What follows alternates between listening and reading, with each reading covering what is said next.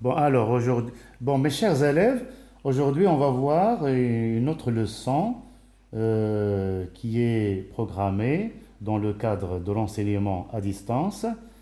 Cette leçon s'intitule le participe présent et le participe passé.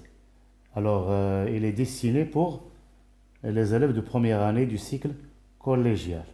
Compétences visées sont distinguer entre ces deux temps, c'est-à-dire le participe présent et le participe passé, et les reconnaître, bien sûr, et les employer adéquatement. Bon, on va voir ce support, on va l'observer. Ce matin, en allant au marché, j'ai rencontré mon ami Amine. En discutant avec lui, j'ai appris que les joueurs se qualifiant pour la finale seront récompensés. Alors, comme vous voyez, dans ce corpus, dans ce petit texte, j'ai trois verbes en rouge et trois verbes en vert. Alors, on va essayer de retrouver l'infinitif de ces verbes. Nous avons ici le verbe aller, le verbe discuter, le verbe se qualifier, et nous avons le verbe rencontrer, apprendre et récompenser. Alors, comme vous voyez, ces six verbes sont conjugués, ne sont pas conjugués en même temps.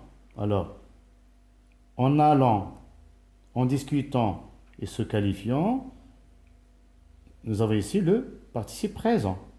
Et j'ai rencontré, appris et récompensé, alors ils sont conjugués au participe passé. Bon, passons maintenant à la phase de conceptualisation. Bon, alors, le participe, en général, le participe est un mode, comme tous les autres modes. L'indicatif, le subjonctif, le conditionnel, etc. Alors, il est utilisé au présent et au passé. Regardons ces deux exemples. Il est parti en courant. Les filles sont arrivées ensemble. Alors, en courant, c'est un participe présent. Arriver, c'est un participe passé. En général, le participe présent est utilisé pour exprimer. Alors, soit un état, les enfants qui crient fort seront punis, ça veut dire les enfants qui crient, alors les enfants criant. Nous avons transformé la proposition subordonnée en participe présent. Comme vous voyez ici, lorsque le participe présent garde sa valeur, il est invariable. Les enfants criant. Alors il peut exprimer aussi une action qui se passe en même temps qu'une autre. Elle attend son tour en lisant un livre. Alors en lisant un livre. Alors l'action de lire et d'attendre se passe en même temps. Alors ici, nous avons exprimé la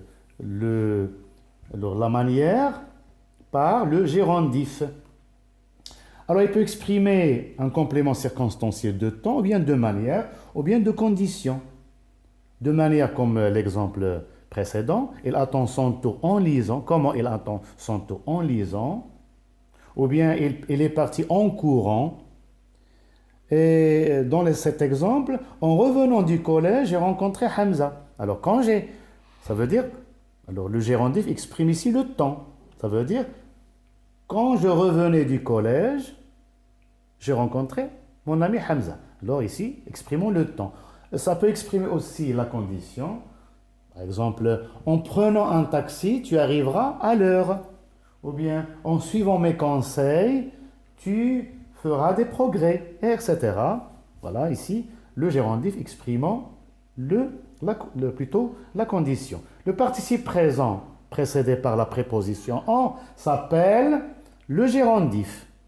D'accord? Alors, pour conjuguer ce temps, le participe présent, alors regardez, pour les verbes du premier groupe, alors, ils prennent la terminaison ANT.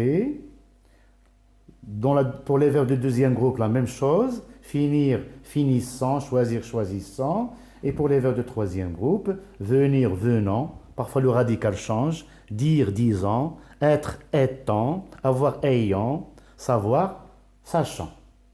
Une petite remarque, alors il ne faut jamais confondre le participe présent et l'adjectif verbal.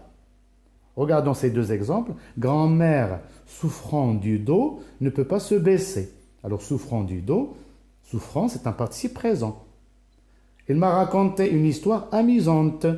Vous voyez, amusant c'est un adjectif verbal qui s'accorde avec son nom en genre, en féminin ici. Parfois, le participe présent et l'adjectif verbal ont une différence orthographique et s'écrivent différemment. Regardons ces exemples. Par exemple, en fatigant, une journée fatigante. Ici, nous avons le G suivi de la voyelle U, fatigant. Ici, non. Fatigant, il y a seulement G et A. En communiquant, il y a le culant des pièces communicantes. Vous voyez le participe présent, l'adjectif verbal plutôt, ça s'écrit avec C et s'accorde. En négligeant, vous voyez E devant A, les enfants négligents, il n'y a pas, alors vous voyez, négligent, il y a G-E-N-T, alors c'est un adjectif verbal. En précédant A, la semaine précédente. Passons maintenant au participe passé. Donc comme vous voyez, le participe passé, il est accompagné de l'auxiliaire avoir ou bien l'auxiliaire être. Il est entré, puis il a posé sa valise. Il sert à former des temps composés, comme ici, passé composé plus que parfait, futur antérieur et passé antérieur, des temps composés de l'indicatif. Alors, il peut être employé soit avec l'auxiliaire être, soit avec l'auxiliaire avoir. Avec l'auxiliaire être, il s'accorde toujours avec le sujet. Le participe passé peut être utilisé comme adjectif qualificatif. Dans ces exemples, par exemple, je ramasse les objets éparpillés. Effrayée, la fille se met à crier. Alors, vous voyez, effrayée prend E et s'accorde avec le sujet. Les objets éparpillés, j'ai ajouté S. Donc, il s'accorde avec les objets. Le participe passé a plusieurs terminaisons possibles. Pour les verbes du premier groupe, il prend E accent. Marcher, j'ai marché, pour le verbe marcher. Fini, j'ai fini. Par exemple, au passé composé, alors, le participe passé des verbes du deuxième groupe prend I à la fin. Pour les verbes de troisième groupe, les verbes irréguliers, il y a 5 catégories. Il y a ceux qui se terminent par I, comme parti, dormi, servi. Ceux qui prennent U, vu, lu, vécu pour le verbe vivre, su. Ceux qui prennent IS, pris, mis, assis, acquis, j'ai acquis, par exemple. Ceux qui prennent T, le verbe faire, fait, dit, ouvert pour le verbe ouvrir, écrit, peint pour le verbe peindre, craindre, je dis j'ai craint. Et ceux qui prennent E accent, comme le verbe aller, et le verbe être, et le verbe naître. Passons maintenant aux exercices. Bon alors, je vous propose 3 exercices.